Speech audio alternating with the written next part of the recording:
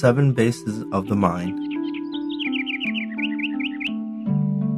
Now let us refresh the knowledge that the great master, Luang Pu Wat Pak Nam, has taught us about the 7 bases of the mind.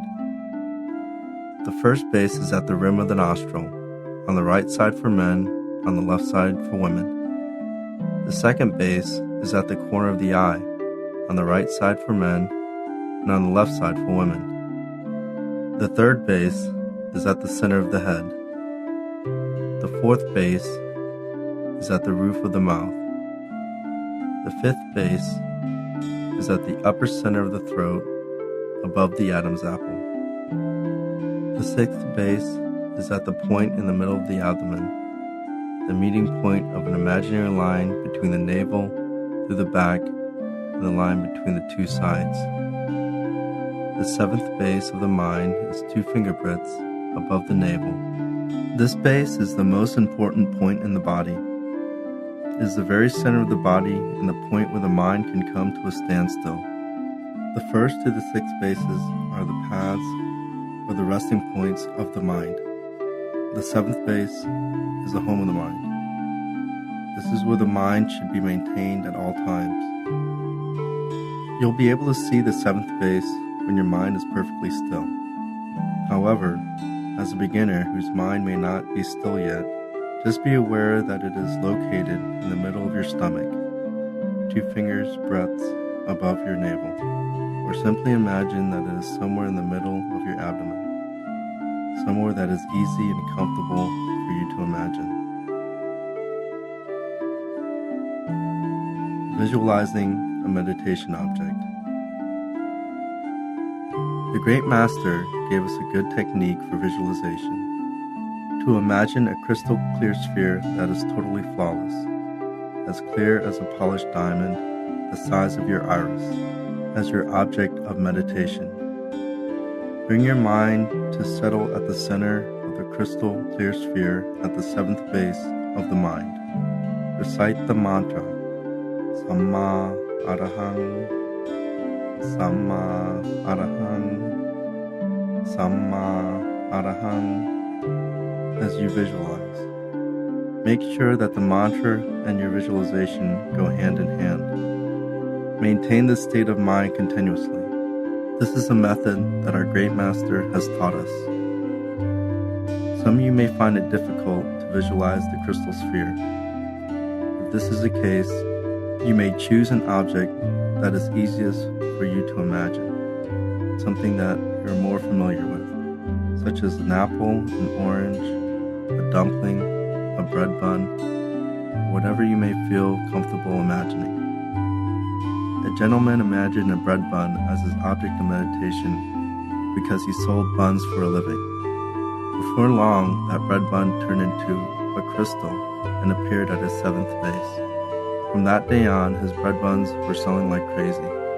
Keep visualizing, and soon, whatever object you visualize will progress to become the sphere of primary path.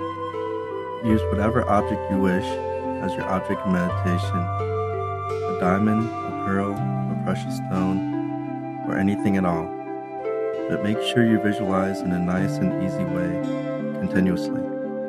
You may choose to recite the mantra along with your visualization or choose not to. This is up to you. If visualization is not for you, then you don't have to visualize. Visualization may not be for everyone.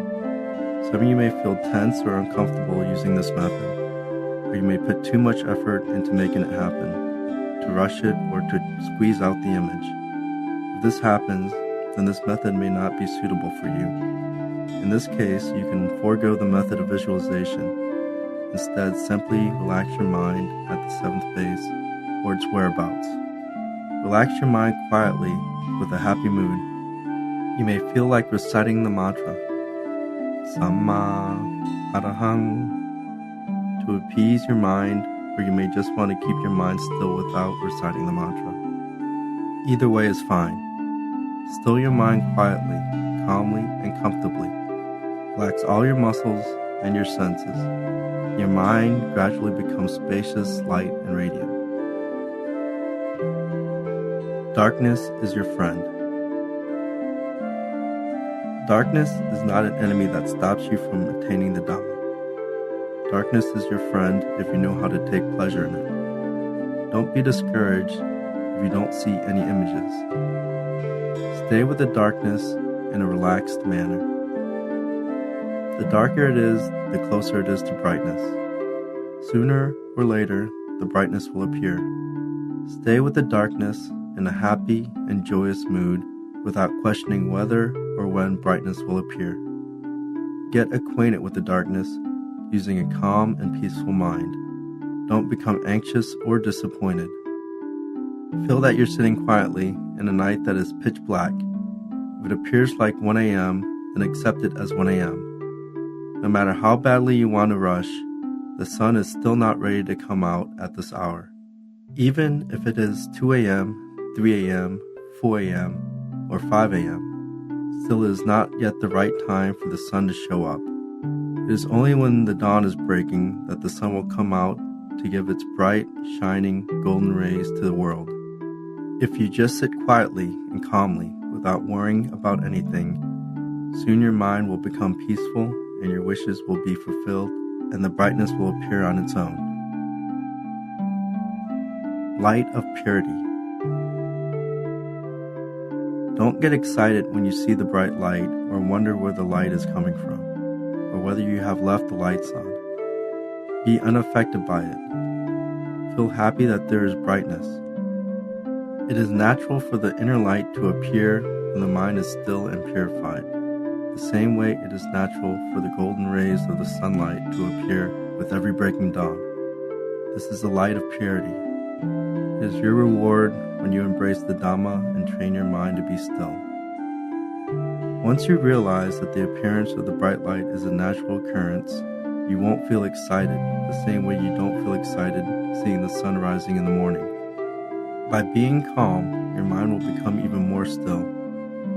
Soon you'll see the source of the inner light, and one after another, the transcendental bodies will emerge. Continue to maintain a calm and radiant mind until you attain the inner Dhamma.